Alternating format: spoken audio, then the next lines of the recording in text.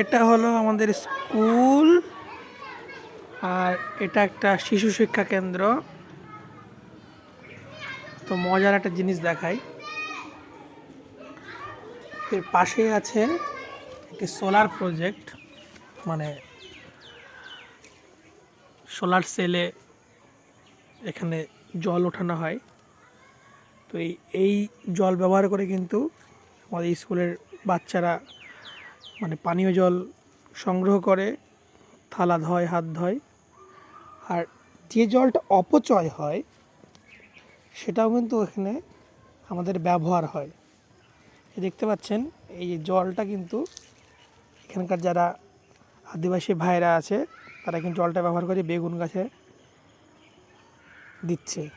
এবং আরেকটু এগিয়ে গেলে দেখতে পাবো যে জলটা কিন্তু ব্যবহার করে, যেখানে খুব সুন্দর এখানে পেঁয়াজের চাষ হয়েছে, রসুনের চাষ হয়েছে, ওইদিকে কলা বাগান আছে।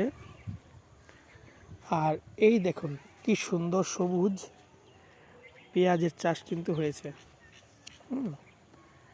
তো কোনো জলই কিন্তু অপচয় হচ্ছে না এখানে, এটা কিন্তু খুব মজার। তো আপনারা কমেন্ট করে জানান আপনাদের ভিডিওটা কেমন লাগলো।